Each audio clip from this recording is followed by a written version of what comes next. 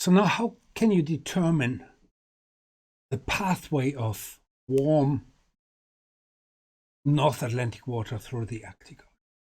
Okay, so here's the trick.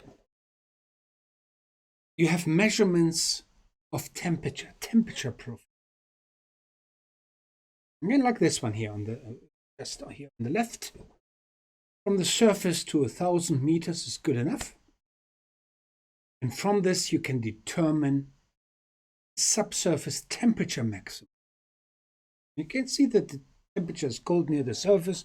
It increases to a subsurface maximum, and here in this example it is about 1.5 degrees Celsius, and then temperature again decreases.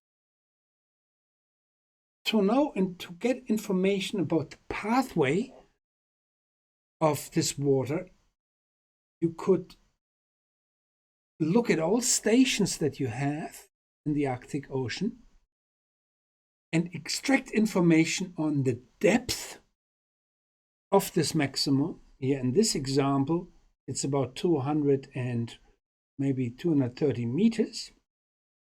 Plus, what is the temperature at this depth? And then you can map both the temperature value and the depth. And if you do that, then it looks like this. Let me just get this going. This map, no, it didn't work. I have to do it again. No, it gets started. Here we are. Oh, technical problems, but anyway, here we are. This is the map now of the distribution, the horizontal distribution of the depth of this maximum and the value of this maximum. What you can see is there is a tongue of warm water that can be traced from the North Atlantic Ocean through the Greenland Sea, through Fram Strait, spreading into the Arctic Sea. And it's these tongue-like structures that give you the pathway. Because if it starts at a specific region where it is warm. The only thing that can happen to this water mass is that actually it loses its heat excess through mixing with ambient colder water, essentially with water above and below. Okay? So, and you can also see that it actually comes from surface waters in the northeastern Atlantic Ocean, and then it dives down, ends up in a water depth of 100 meters as it goes through Fram Strait, then ends up in 300 meters.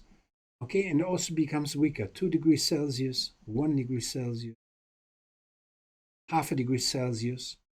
Yeah. Although it seems relatively cold, it's actually a massive excess of heat stored in this layer, okay, because it is significantly above the freezing temperature. It doesn't sit near the surface, but it actually could stop all ice production in the Arctic Ocean if you mixed it to the surface. For example, you can see that in the Greenland Sea, okay, it is at the surface and it's relatively warm. This actually makes the Greenland Sea ice-free most of the time. Okay. All right, so that is essentially the trick how you can trace water masses in the ocean.